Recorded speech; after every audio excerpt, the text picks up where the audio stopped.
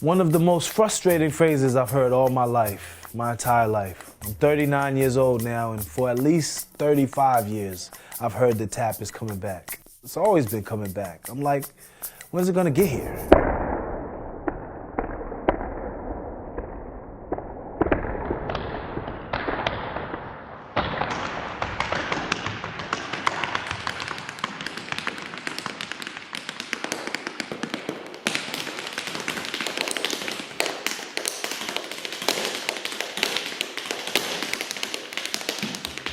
We've had too many people who we consider heroes die broke, be begging essentially for monies for hospitals and burials, and that's just ridiculous to me, you know. So I personally feel like we have to get better at something. And there's nobody who is being proactive about changing the game, and so here we go.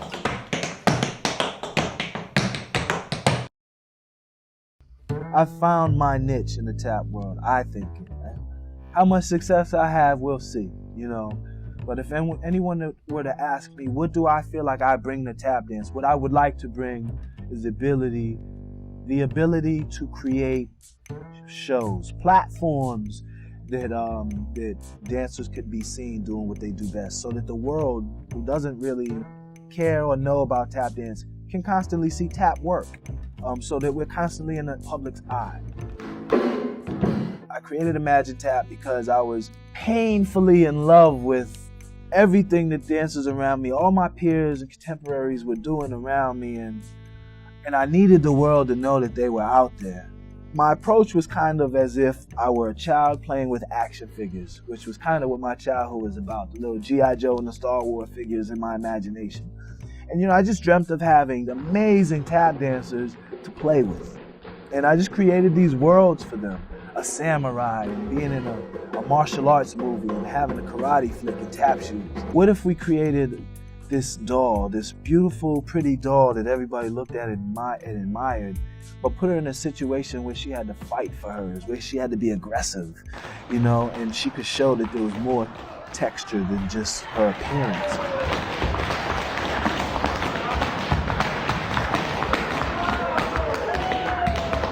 I think that commercially we could have a lot more success in terms of getting new viewers, more viewers. We had to make it pop, trendy, contemporary, relevant. We need a vehicle to do that, and Imagine Tap is that vehicle.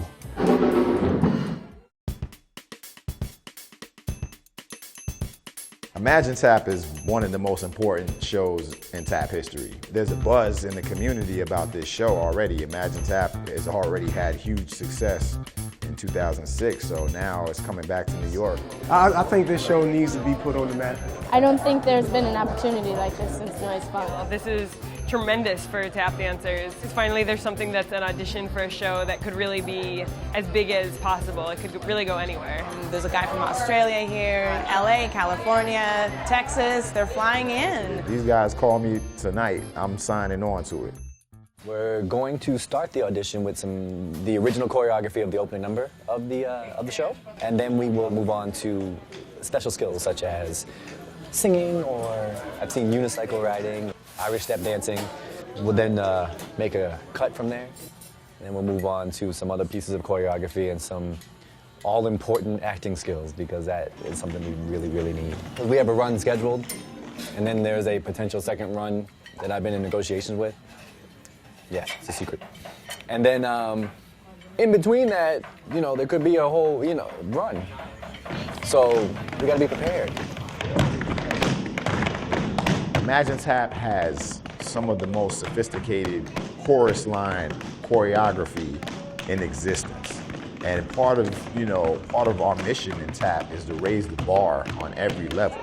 But we're tired of people dumbing it down because they feel like the audience doesn't understand it. Imagine Tap is not only tap dance. You have live DJ, you have live bands, you have a choir, you have vocalists, you have all these elements that are coming together to create this amazing production. To be a tap dancer, it's more than just dance.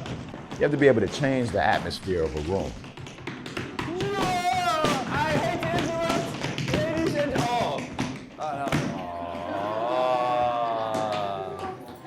looking for some people.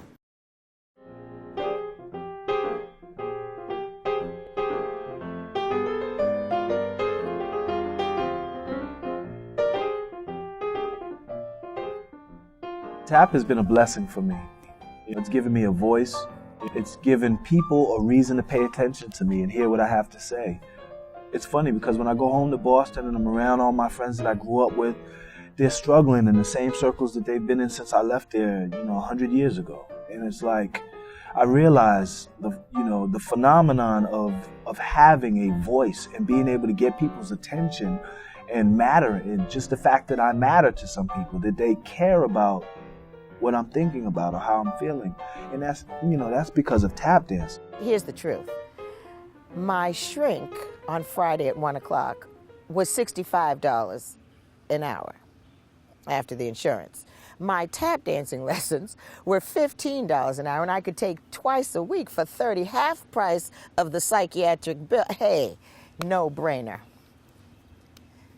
I never went back to therapy. I had 2 classes of tap dancing, and the world was a much better place for me and everybody else. I love to slide. I get that directly from Jimmy Slide. I love to paddle and roll. I get that directly from Lon Chaney. But I'm such a proud collection of all the dancers that came before me. I saw Fred Astaire on television when I was 5 years old. I think I was 5 or 6. Been dancing since I was 2.5. Well, we started when we were babies. Started when I was about 7. All 3 of our mothers were professional dancers. I used to say 3, but my mom's like, we didn't have tap classes for 3-year-olds. My mother actually went into labor teaching a tap class. When I first took a tap dance class, that was enough. I didn't choose. Tap dance chose me, so. I don't think that I ever chose dance. It was something that I always did. In fact, early in my life, a lot of the kids that went to my school went to my dance school. So I just kind of assumed that dance was something that everybody did. My grandmother, my cousins, my sister, everyone with the exception of my grandfather danced. So I just thought that we all dance. That's what we do as people, we dance. I know that my family also made a conscious effort to give me dance as an option, because they knew as a young black man that the options might not be as plentiful. So I'm really grateful for that. I remember the first show of just standing on stage in my tuxedo with my white top hat and my afro spilling out and just bawling, not being able to get out a step because I was just so scared. Just so scared. And they said that anytime I rehearsed the number, I did it perfect, but I just remember being out there standing and crying. I have an aunt in Boston who owns a dance studio where I grew up. And I have an aunt and uncle in Los Angeles. I own a dance studio in LA. So I would spend the school year in Boston training, and in the summer I would go to LA and train out there. I think it was just my family's way of kind of keeping me out of trouble or keeping their eye on me. So He was what I call a dance school baby because my mom, she was the secretary at the school. So basically, he and his sister grew up in the school, They went to school, then they came to dancing school, So they were there most of the time. Diane Walker began teaching me when I was 8 years old. At 10 years old, I did my first gig with Cab Calloway and the Three Hoofers, and from then on, I'm in.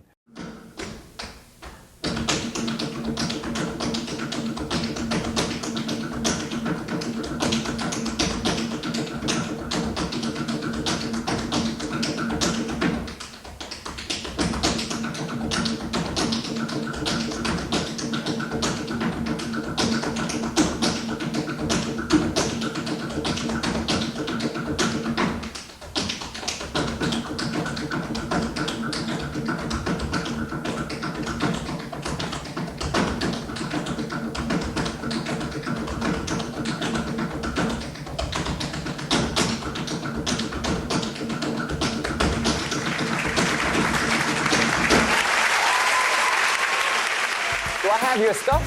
No, I didn't know it. I didn't see. Oh, the check-in's up. Okay, I need your stuff. And actually, I need you to go check in. So 1 second, y'all.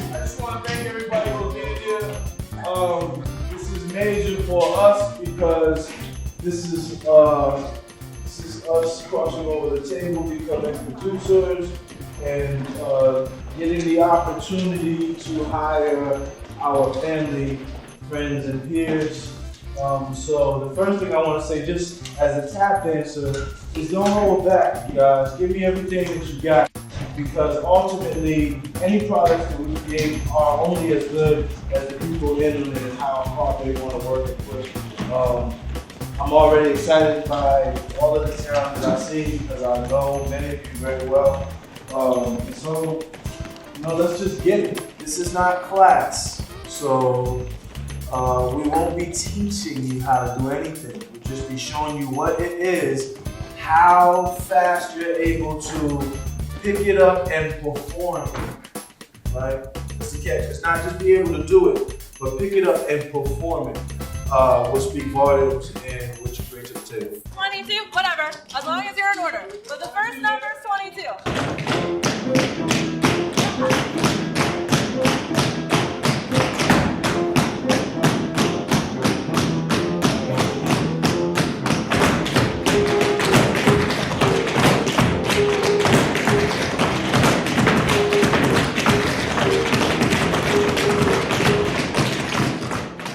Is there anybody that does anything else that they would like to show us? Yes, something, a special ability.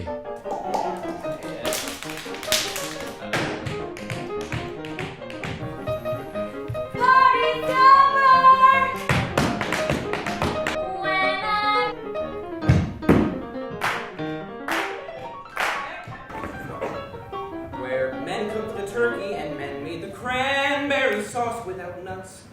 In the show, it's what we call Latin Ladies. It's a sexy salsa number. It gives me a chance to see you be hyper feminine in your tap shoes.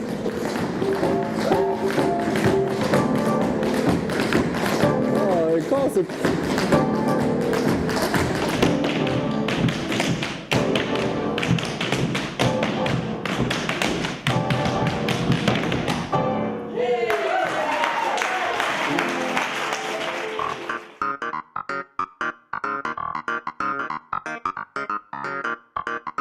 Tap is tap dancing. It's rhythm and motion. It's what you see and what you hear at the same time. So you're dancing and you're making music. I just think of a melody and I make the melody happen with my feet. The noise comes from these metal right here.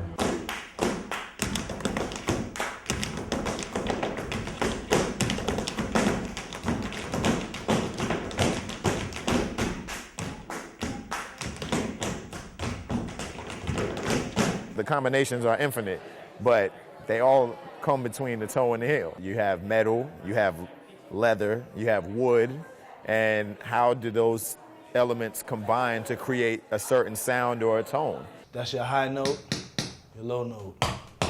You have your brush. You have your shuffle, which is a brush in both directions. Then you have your flap. So you might do a series of toe heels, and then together is considered a cramp roll. We have riffs, a wing, push, brush, step, right? Push, brush, step.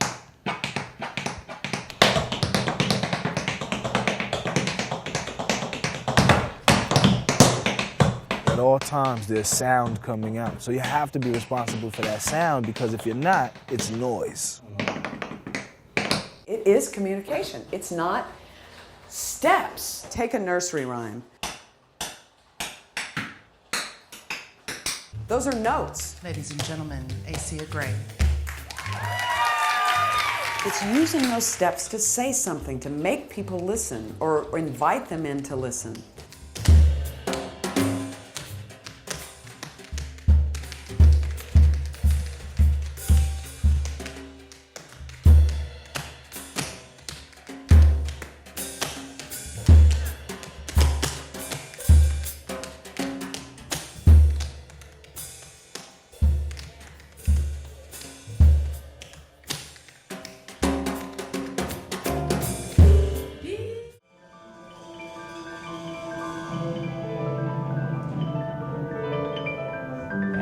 always say I love dance, but I would have never been a dancer just by a dancer. I mean, I need the sound, you know. I feel like I need to express and say something. It's not only expressing what I hear, I have to give also the rhythm.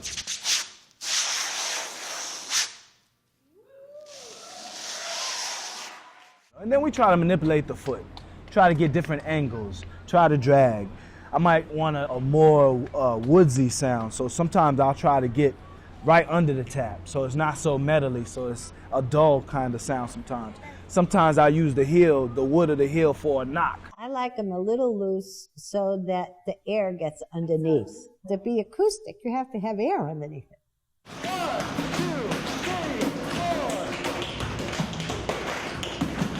In your youth as a tap dancer, you try to dance as fast as you can, but when it comes to performance, people are more interested in phrasing, musicality, space, shading, dynamics, context, storytelling.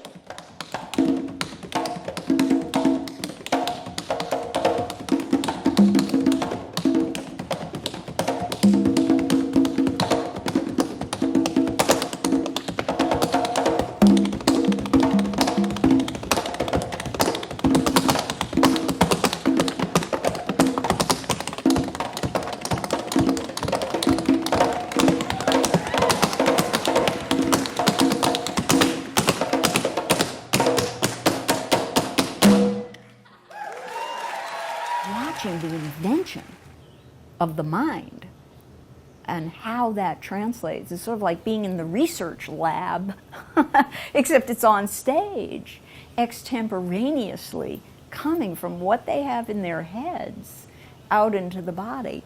It's absolutely thrilling. And the fact that we're privy to that is a pretty great thing.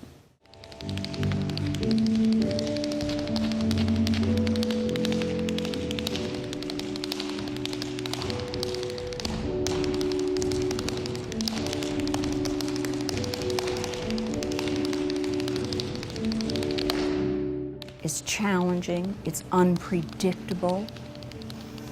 Like jazz music, you can follow it somewhere, and there are surprises in the twists and turns all along the way. It's a creative form in that way, marvelously creative.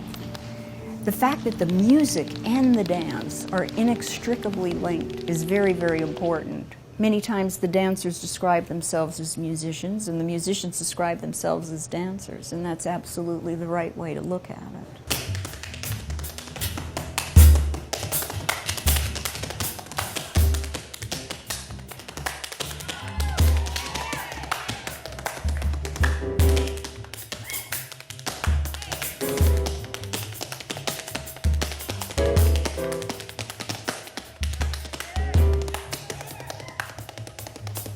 Tap dance is a very neurological thing because you hear stuff and you see stuff and then you have to figure out how that works on your body. When it comes to tap dance, with me, it's the foundation of music. You know, it goes back to, you know, pots and pans and knocking on tables and knocking on doors or whatever you can reach. You can sing everything that they're playing with their feet, and the speed of it. The tempo is like no other instrument, and it's here, it's a live instrument. So when I hear it, I automatically begin to think of words, and a conversation, it's melodic, it's rhythmic, it's futuristic, it's storytelling, it's visual. I think that it is a soulful dance, and I mean that in the double entendre. It is a feeling that oozes from one's soul. That makes you feel good, and it also makes people watching it feel very good. It's a feel-good dance. We love it. We absolutely love it. When you're tap dancing, you can't think of anything else. June 21st, I turned 75 years old. I can't believe it, honey, and I'm still dancing pretty well. To hone your craft as a tap dancer, it takes a lifetime. But the personal gratification comes immediately, and I think that's what is so attractive to people. Everybody secretly wants to tap dance. I believe that.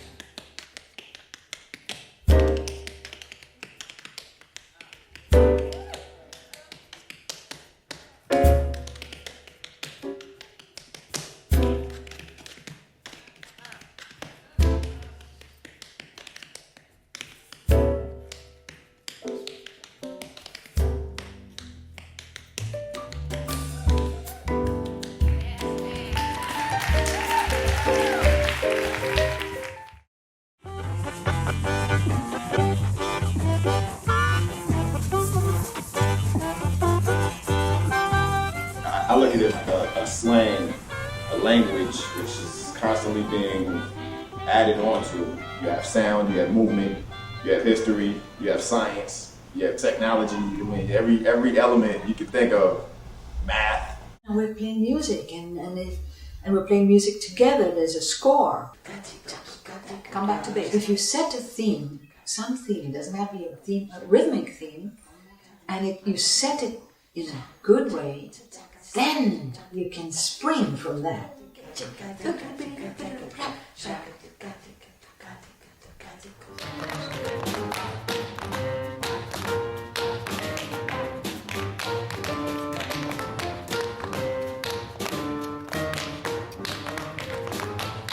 I want to know that there's a theme, but I want the theme to be surprising. And I want the theme to begin, develop, disintegrate, and come back. So it's got to go on a journey.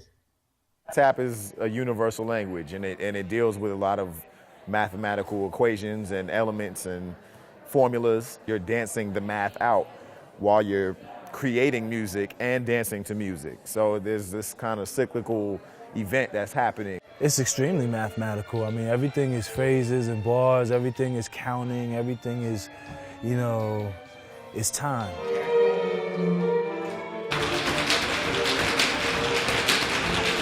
You know, so you always count 1, 2, 3, 4, 1, 2, 3, 1, 2, 3, or doing 3 against 4, or, you know, doing 3.5 and, you know, meet me on 7 or 8.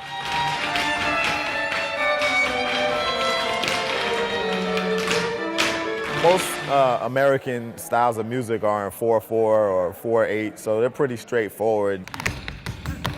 But then when you start to go places like India and they're dancing in 13 or 7.5 or 9.5, if you're in a 7, you can divide it up in 3.5.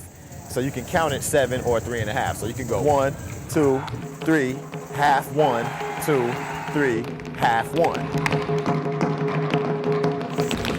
Flamenco artists tend to dance in the 12. The accents are usually that 1, 2, 3, 4, 5, 6, 7, 8, 9, 10, 11, 12. 1, 2, 3, 4, 5, 6, 7, 8, 9, 10, 11, 12.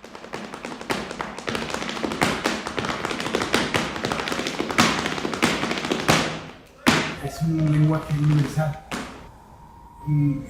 porque es música. La música que sale del corazón, la música que sale del ser humano directamente es lo más primitivo que hay en la música, el tap, el sonido del cuerpo, ¿no? Directamente. It's so amazing that tap dance is now performed and practiced and nurtured and supported and taught and absorbed all over the world. Yes, it's an international art form now. I think that's one of the more interesting things that's happened maybe in the last 20 years. As the American revival happened, it spread all around the world. The Brazilians, the Japanese, the Germans, the French, the now Chinese, even Estonians are tapping, you know, and influenced by their own cultures. The whole idea of tap dancing, the heart of it, is you take the tradition and you learn it, and then you make it your own.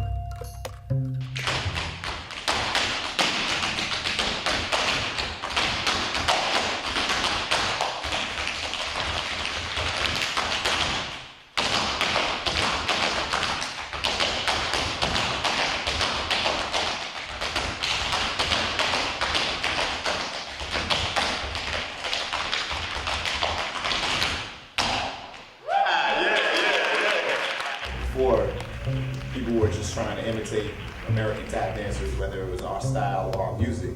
But now they're starting to find their own identity and their own culture and their own voice. So it's making it more interesting because, you know, now we're borrowing things from other people. Well, in some ways, Max is it's almost the poster child for globalization of tap dancing. You have this Austrian guy who gets interested in Broadway a little bit, and then he's interested in jazz. Finds tap dancing, he figures out, has that epiphany moment that a lot of people have. He's like, oh, I can play jazz with my feet. What he's fusing together, I don't even think most people are aware of. He's using Afro-Cuban folkloric dance, maintaining the pulse of a clave with some body part, whether it's your hands or your feet, and then playing maybe a cascada rhythm on top of that with another part of your body or your feet or whatever, simultaneously doing the actual form of the dance, which would never be all done at once. That would be 16 different people doing those things.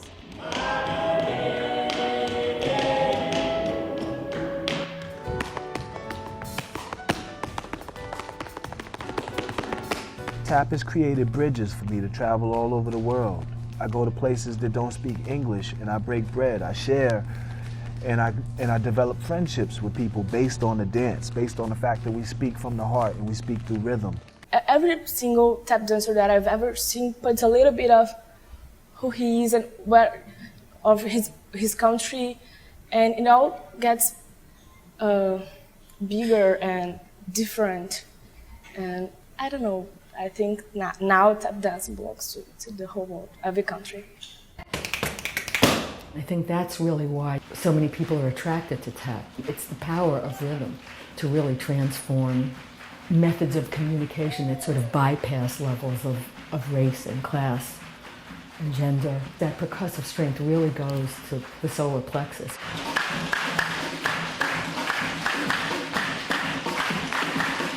I don't think you necessarily need a sophisticated ear or eye to appreciate it. There is something raw and accessible about percussive dance that is undeniable.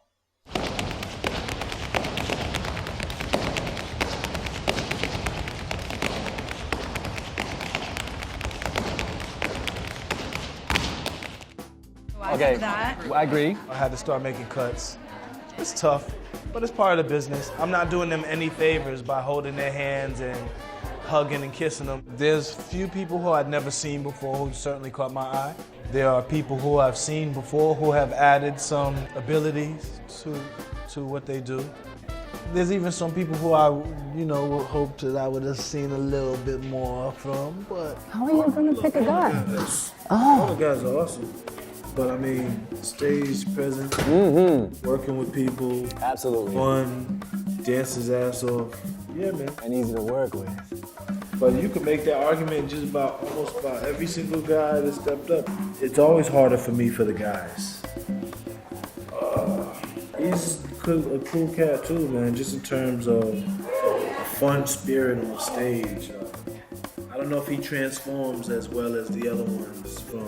His feet are super, yeah, they're all they hurt my feelings. Yeah, they're all maniacs. Artistically, in terms of the dance, they're all maniacs.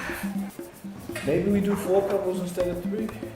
If you're gonna go 3 couples, it's worth having another 3 couples for our future here, with what we're doing.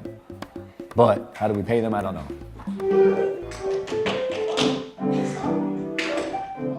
We appreciate you waiting around all day, and thank you for all the effort.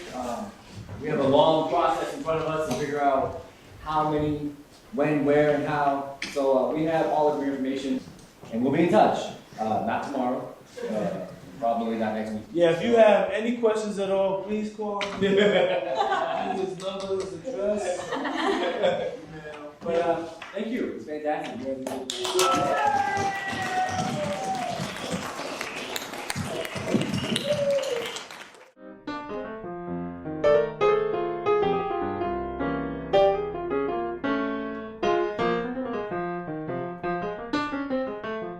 There's been a lot of conflict in the tap community about race, about class, about the status of tap dancing, who owns it, who originated it.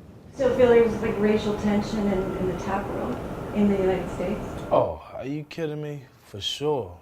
I don't even know if we can help it. We want to start talking about race, so we'll be here forever too, because that's at the heart of the subject. Very interesting in the world of tap dance was that my relationships with the older dancers really had no racial overtones or subtext. But with my generation dancers and the younger generation dancers, I think because sometimes we were all even in competition with each other, or I felt we were, there was a lot of headbutting. I want to say that all this stuff makes me really nervous to talk about it because there's so much feeling. In my first 10 years of dancing, I wanted to be black. I felt that was authentic, that was true, and that I somehow needed to be something what I wasn't. But at some point, it's pretty obvious, like, I'm not black. The places that I thought that I should be working looked like closed doors. Just like jazz or any other aspect of African American culture, there's a feeling in the African American community that they own it, that it's theirs, and they didn't have so much, and don't take that away from us. There has been a great amount of exploitation. Back in the day, Fred Astaire was a great artist, but he could be Fred Astaire, and someone else like John Bubbles, who was also a great artist, could not be Fred Astaire. There were opportunities that were available to white artists that were not available to black artists. And of course there's lingering resentment over that. It's kind of obvious that we're being somewhat left out of the movement of dance in media, because there's now a wave of dance and film, and there's all these dance shows that could easily put tap dance on that platform and show it to people and give them a broader perspective of what it is, as opposed to like continuing to put it in this limited box. It's almost like, well, maybe it's not a very high art form. You know, it doesn't have this that the ballet has because it's totally European. You know, and there's a lot of our critics that would really like to keep it on the street corner. They would like to keep it as folk art. I do feel like we have a responsibility as black artists. I think that we do need to do more about claiming the dance, about evolving as dancers, about really educating ourselves so that we're the ones responsible for taking dance on another level.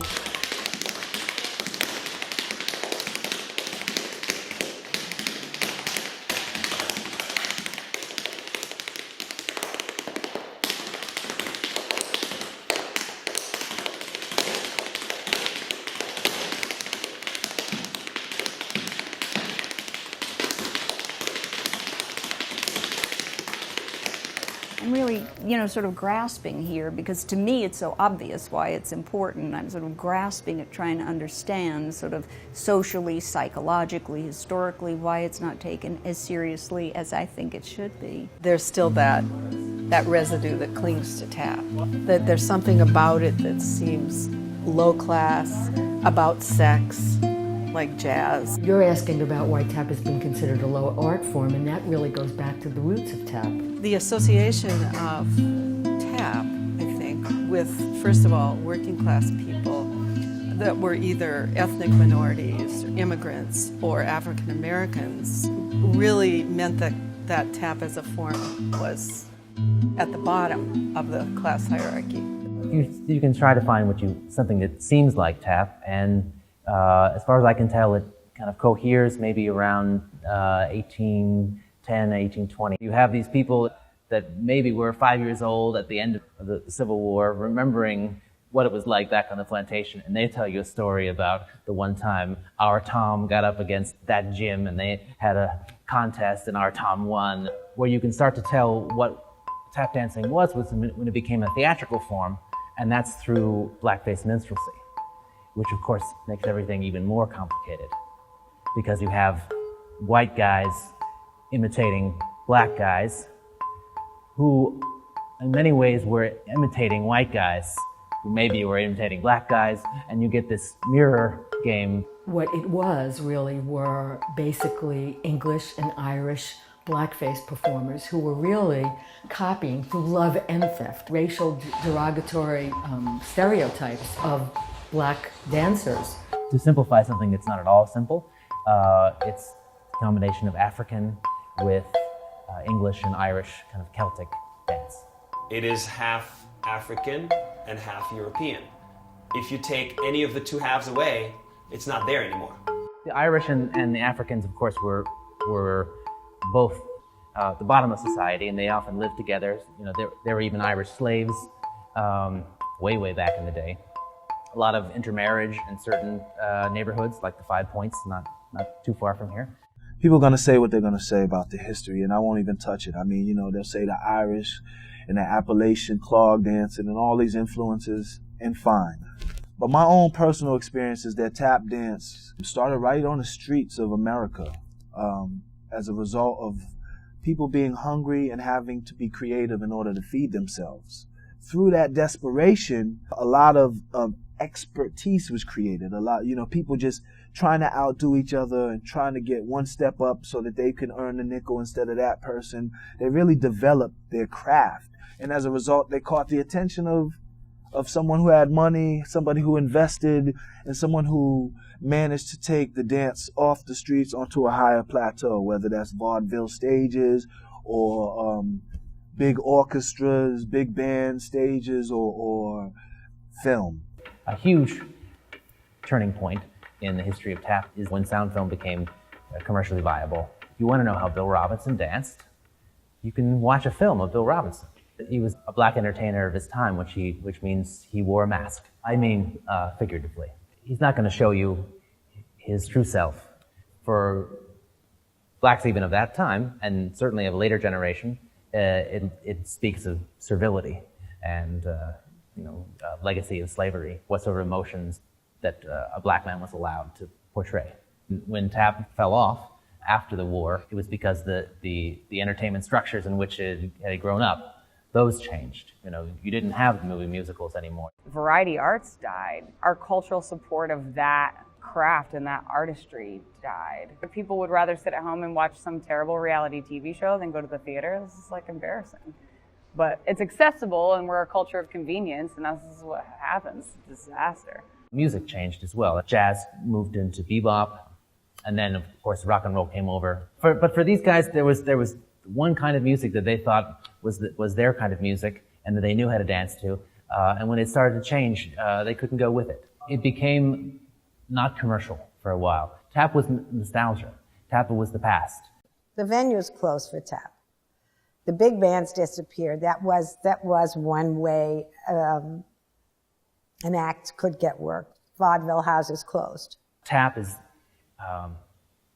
it's not a commodity the way that the records are. So the music industry kind of took over, and you had these big artists who sold a lot of records, but a tap dancer doesn't sell anything. It's not respected in the same way, partly because it doesn't have the same institutional heft that, say, New York City Ballet does, or Paul Taylor, or Worth Cunningham, where a newspaper feels like it has to cover that. Ballet's 500 years old, Yeah. 600, you know what I mean? So, and because of its origins in the courts of kings, as opposed to it being an organic technical form. It just doesn't have the cachet of ballet and modern. Those people in the modern dance world went to Radcliffe and to Brown and to Smith. These were people who knew how to work the ropes. Thank you very much. I'm sorry, most of us tap dancers are a little street. Tap is big, but it's also small and it's also threatened, right? And there are a lot of cultural institutions sit on it, class-wise. It has to struggle against that. It has to struggle to legitimize itself all the time. All the time. I think tap is terribly undervalued by most of the public, and this is a really unfortunate thing. I think it should be a great American export. Whatever it is that we're exporting now, we should add tap to that. There were always tap dancers in little clubs, but even those started to disappear. There just weren't in many places for a tap dancer to do what a tap dancer does.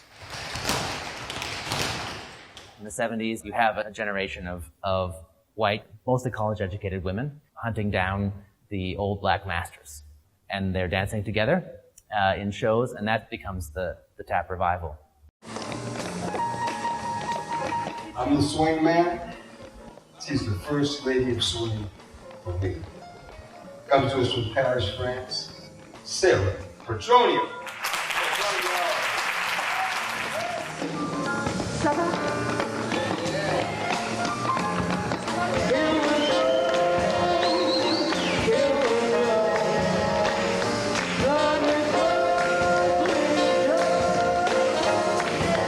The tap community that was in existence at the time was predominantly white and was predominantly female. The crew of us who were out there in the 70s and moving and shaking to get this rolling again, this tap dance thing. We were interested in drawing attention to these incredible dancers who hadn't received enough acknowledgement. They actually went after these guys. They went after them. All of these guys were found, relocated, and pulled into a teaching scene because they weren't teachers. I went to his studio and began studying with him. It was a very short while that he taught.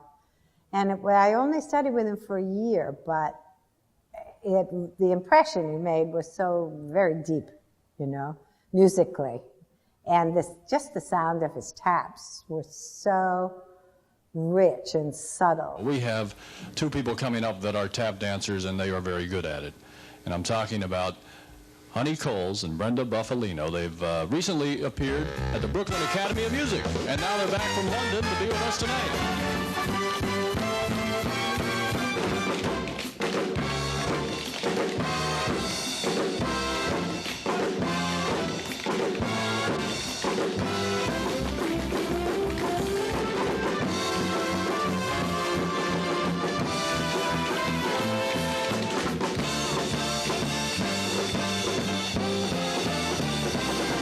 We had a wonderful partnership. We worked for probably about 8 years together. I really consider that I had a mentor until he died in 1992.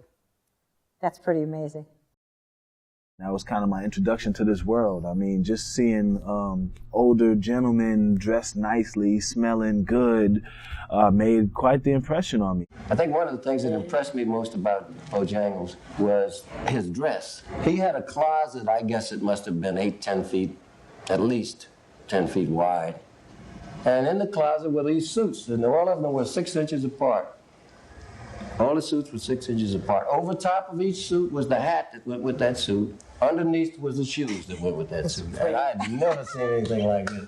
I remember seeing those characters. I call them the characters of the community. They were the gentlemen of the Boston community. They dressed beautifully on Tuesday. They had their Sunday clothes on, carrying a raincoat over their shoulder. Just very elegant, sophisticated gentlemen of the community. I grew up in Boston, in Roxbury, and I later found out that those gentlemen of the community were men that were in show business, men and women that were in show business. In the 80s, Gregory Hines was dancing to 80s music, which people thought was really strange, but you know, in a strange way, we haven't seen tap dance as a sexy dance form since Gregory Hines. I mean, he made tap sexy by using the contemporary music and wearing the contemporary clothes and showing off his physique a little bit in the earring. I think by Gregory being brave enough to step into the now was perfect and exactly the boost that tap dance needed to be in the moment and not be considered a relic or an ancient art form. Gregory Hines was so generous and loving and loved to dance, and right away knew the dancers and all of our names. He just did things for people that just like made them just, you know, made their life, you know. Just everybody has the best stories about Gregory. He just did it, just because. He wanted tap dance to be bigger and better and have profile, and he was always trying to pick people and bring people along. So, you know, that is a big loss that the tap community has not recovered from. We lost our one famous champion. The only person who has any pull right now, for a while it was Gregory Hines, and now it's Savion Glover. He was a child star, you know, kind of like Michael Jackson in some ways. It's a strange way to grow up. He came in through a Broadway show called The Tap Dance Kid. He became the chosen one. Eventually, you know, down the line, he starts to become very close with Gregory. He does Black and Blue in Paris, and then Black and Blue in New York, and then becomes the younger Jelly Roll Morton to Gregory's older Jelly Roll Morton in Jelly's Last Jam on Broadway. And then after that, it becomes Bring in the Noise, Bring in the Funk. Makes tap young and urban and part of hip-hop and contemporary culture in a way that it hadn't been. Noise funk was very specific. The history of America and the history of the African American and tap dance. I think it was African American males. You had to be between the age of, say, 20 and 25. I joined on December 15th, 1995. I only remember because that was my introduction to New York City. I'd come as a kid often to take classes and stuff, but the idea of moving here and making it in the world of dance and entertainment was always so huge. New York, you know what I mean? So to come do it was important.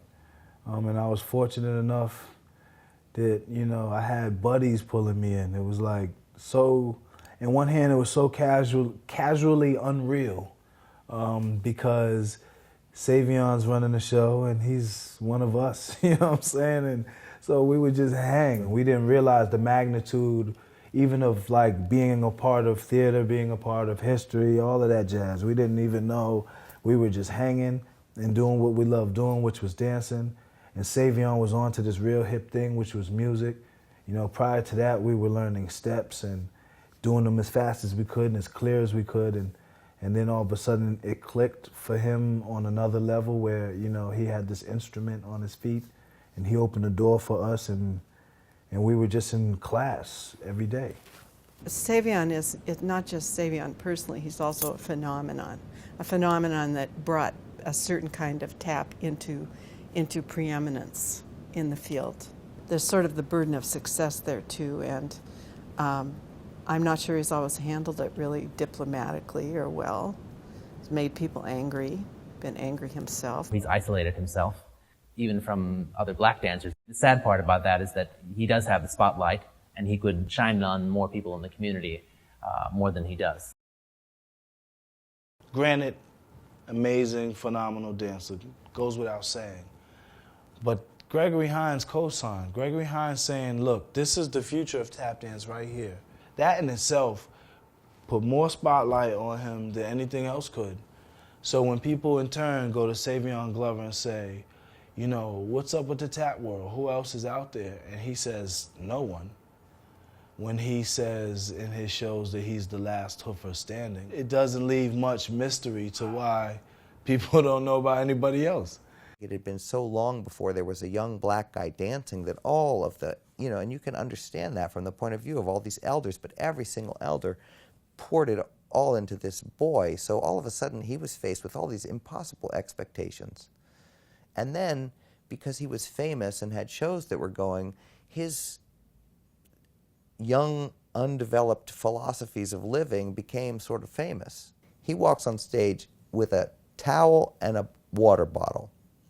Everyone who learns from Savion and watches him in concert picks up this affectation of the towel and the water bottle. Have you ever seen a towel at the symphony? We got a lot of flack for, you know, tap dancers with the dreadlocks and the baggy pants and the untied tap shoes. And then there was like the older cats saying, you know, you guys need to clean up your act. You know, you're making the dance look bad. You know, pull your pants up, tighten your belt, you know.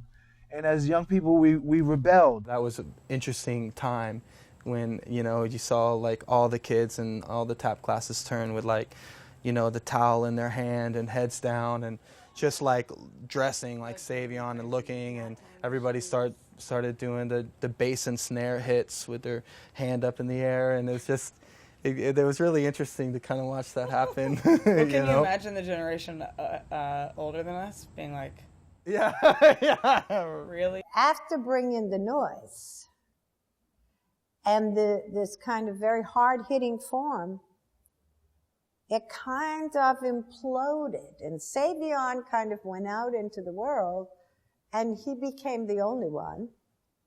And then this idea of putting tap dance back in its rough edge back on the street corner kind of came back. And it lost its sophistication, it lost its sophisticated audience.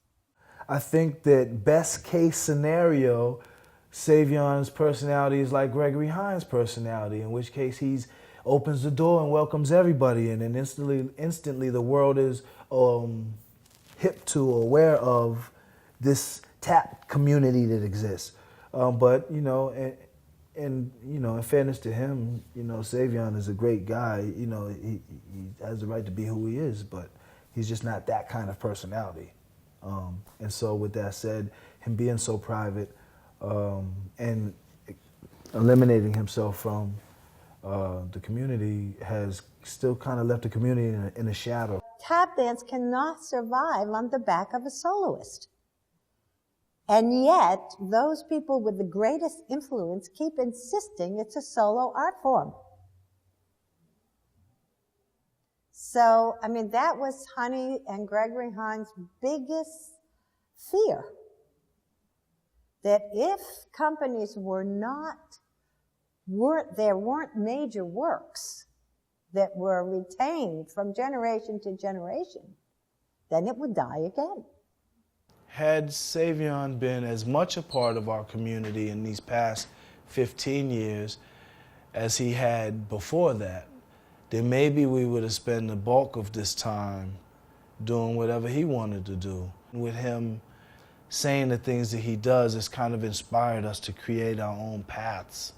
And lighting that fire under our butt has been an excellent thing. Even then, people thought that Savion Glover was the only tap dancer around that was doing what he was doing. And that show proved that he wasn't, and that there was an actual movement taking place. And what people also don't realize is that that movement is still taking place. The people that came out of Noise Funk are the ones that are leading the community now.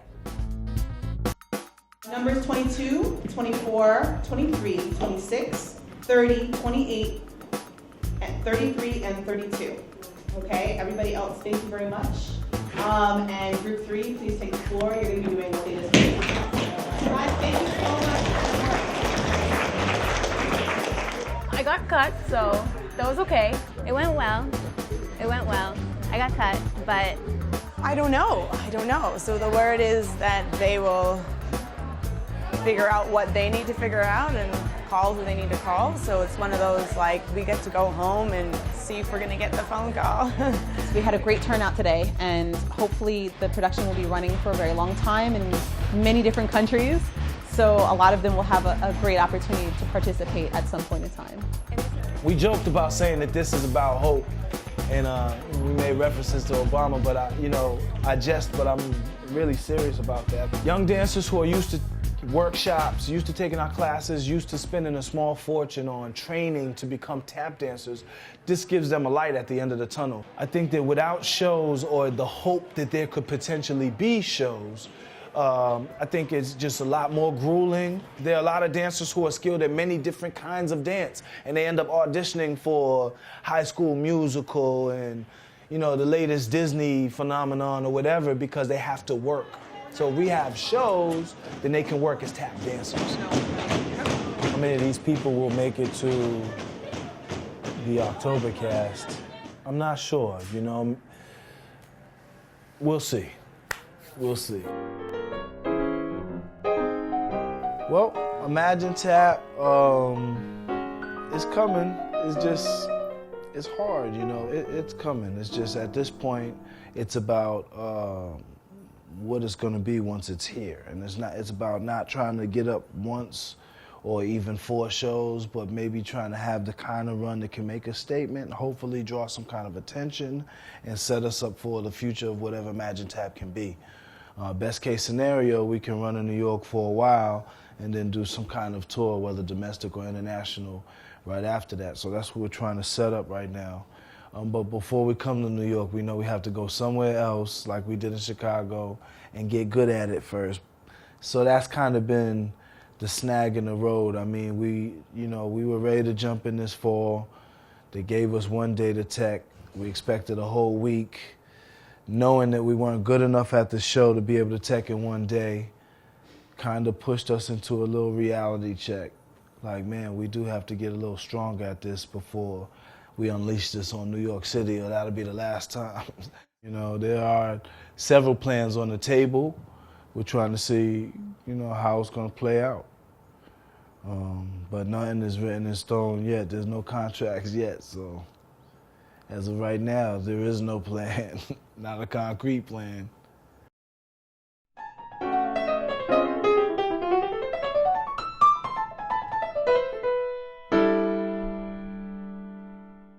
If we don't make Imagine Tap happen, then we're just teaching at the studios and gracefully growing old. And I want to kick and fight and scream as I grow old. I don't want it to be graceful. We need work. We need work, we need shows, and we need our dancers trained to make the audition. And to make the cut, sometimes you need to sing, dance, all kinds of dance, not just tap dance. There are many times where I feel like, busting my hump every day to practice dance is enough. In the real world, I know that that's not the case. In the real world, I know that if I do not educate myself and learn how to market tap dance and market myself as an entertainer and get out there into the public's eye to let them know that I'm here and that I have this craft available, if they don't know, then I won't get hired. What Russell Simmons did for hip-hop, for example, is something that tap needs. What some of the major foundations did for classical music and the major patrons. It needs support. It needs institutional support. It needs individual support. Hip-hoppers know how to take care of business, and that's a lesson tap dancers need to learn. The hip-hoppers came in and said, oh, no, no, no. We're going to own our masters. And there's just a business side to it, and in my opinion, it's as simple as that. I think the business side of the hip-hop generation that I respect so dearly, wish they managed me. Hip-hop has a wide and varied distribution system. It has people who are in the commercial world who are financing it. It's on radio, it's on the internet, it is everywhere. As soon as something has a commercial distribution system, well, what can I say? You're in business. The work has to be good that's being sent out there on the stage. Institutions have to make a commitment to it. There have to be educators who are on the ground, who are giving the proper kind of instruction and mentoring. All of those things have to be in place, I think, for it to survive as a form, but also evolve. For some reason, there's this common opinion that tap dance is like without arms, without expression, without delivery, without lines, and it's simply something that just lives from the knees down. Because it is tap dancing. It's not, the tap portion is the sound part of it, but there's this whole responsibility to movement that I think a lot of times we neglect. Which is funny because we study so much footage, we study so many tap dancers in our past, and for a long time, we were only looking at their feet, and we're talking about beautiful dancers, Fred Astaire, Bill Robinson, Gregory Hines, Gene Kelly. I mean, beautiful dancers, Sammy Davis Jr. People, if you took their tap shoes off, you would still enjoy watching them dance. Once upon a time, it was expected for you to finish the job.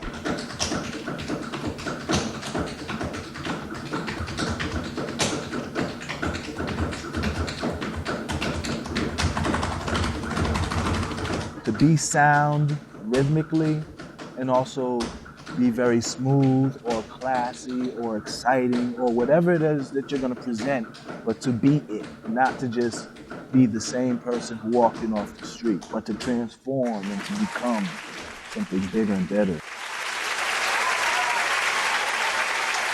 So that's the challenge now.